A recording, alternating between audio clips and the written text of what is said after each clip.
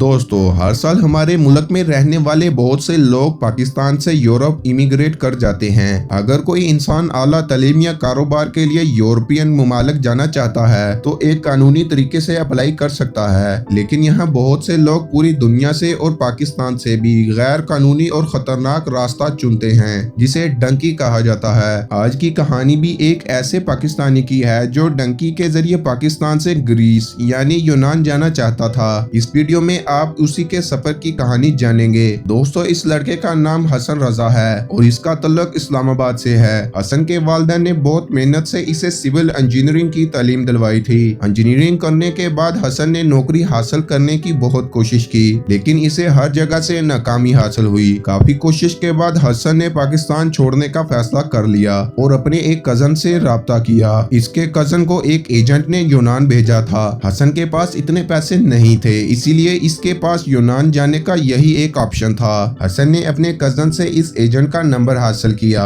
और फिर हसन ने इससे राब्ता करके गैर कानूनी तरीके से यूनान जाने की सारी मालूमात हासिल कर ली। इस एजेंट ने हसन से 4 लाख रुपए के बदले यूनान पहुंचाने का वादा कर लिया। दोस्तों, हसन के इस इरादे से इसके घर वाले बिल्कुल खुश नहीं थे, मगर हसन की जिद के आगे इसके वालिदैन ने इसे गैर कानूनी तरीके से यूनान जाने की इजाजत दे दी। लेकिन हसन नहीं जानता था कि इसके साथ आगे क्या होने वाला है। दोस्तों, 2016 में लाहौर रेलवे स्टेशन से हसन ने यूनान जाने के सफर का आगाज किया। हसन के एजेंट ने इसे लाहौर से सुबह बलूचिस्तान के शहर सिब्बी जाने की हिदायत दी। जब हसन सिब्बी पहुंचा तो इसे सिब्बी के एजेंट ने मजीद 8 लड़कों के साथ सिब्बी से कोयटा के लिए रवाना कर दिया। दोस्तों, कोयटा पहुंचने के बाद हसन और बाकी लड़कों को इनकी अगली मंजिल के लिए एक सामान से भरे ट्रक में छुपा दिया गया था कि सिक्योरिटी फोर्सेस को इतने सारे लोगों को एक साथ जाने में किसी किस्म का शक ना हो। और अब ये सब कोयटा से बलूचिस्तान के शहर दलबांदिन के लिए रवाना हो गए।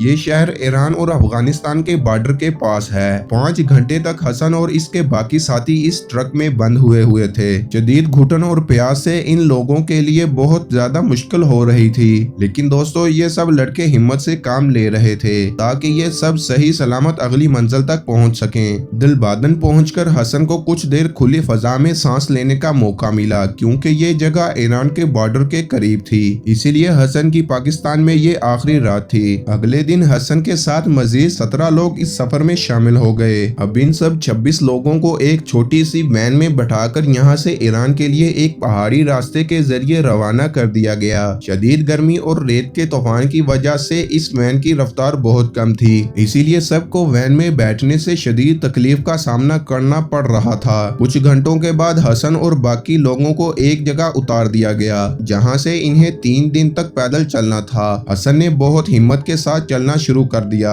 लेकिन इसका हौसला तब टूट गया जब इसने इन पहाड़ों में बहुत से जवान लोगों की लाशें देखी, जो भूख और प्यास के बायस इस खतरनाक सफर में यहाँ मारे गए थे। ऐसा होलनाक मंजर देखकर हसन ने बच्चों की तरह चीखना चिल्लाना शुरू कर दिया। इसे ख्याल आया कि इसे क्या सूझी थी जो ये पाकिस्तान से यूनान के इस सफर के लिए चल पड़ा था, जहां इसकी जिंदगी शदीद खतरे में है। दोस्तों, ये ऐसा सफर था कि अगर कोई मरने वाला होता था तो दूसरे लोग इसकी मदद नहीं कर सकते थे। हर किसी को सिर्फ अपनी जान की फिक्र थी। 3 दिन के इस दुश्वार पहाड़ी सफर में पानी का एक एक कतरा नाप तोल कर पिया जा रहा था और बिलाखिर 3 दिन के बाद जब ईरान का बॉर्डर करीब था तब हसन के पास आगे जाने के लिए पैसे कम पड़ गए। हसन ने अपने मेन एजेंट से इस बारे में बात की। इसके एजेंट ने इसे यहाँ मजीद 3 दिन रुकने का कहा ताकि पीछे से आने वाले नए ग्रुप के साथ इसे ईरान भेजा जाए। हसन के अलावा बाकी सब एक ईरानी एजेंट के साथ इस वैन में बैठकर यहाँ से चले गए और हसन 3 दिनों तक इस वीरान पहाड़ों में थोड़े से खाने पीने की चीजों के साथ खौफ के आलम में दिन गुजारता रहा। 3 दिन के बाद जब बलूचिस्तान से कुछ नए लोगों का ग्रुप आया तो हसन को इनके साथ ईरान के लिए भेज दिया गया।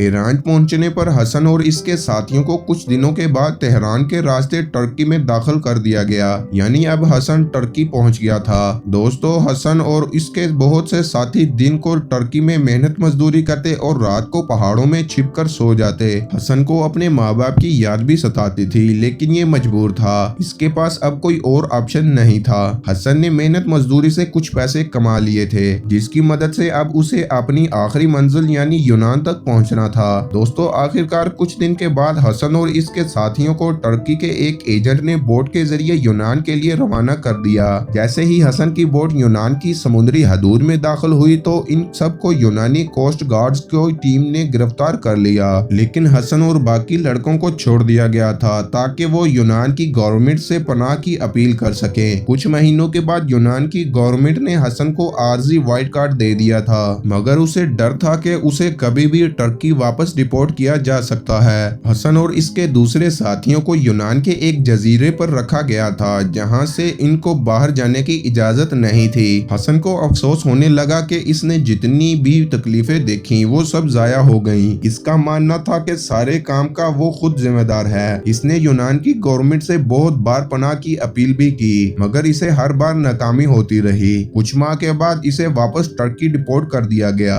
इसके बाद इसे कुछ अरसा टर्की की जेल में सख्त तकलीफों का सामना करना पड़ा और बिलाखिर उसे टर्की की गवर्नमेंट ने पाकिस्तान डिपोर्ट कर दिया। दोस्तों, इस तरह हसन की यूरोप में रहने की ख्वाहिश अधूरी रह गई थी। हसन ने बाद में अपना ये भयानक तजर्बा दुनिया के साथ शेयर किया था। दोस्तों, आपका इसके बारे में क्या कहना है? कमेंट बॉक्स में जरूर बताएं।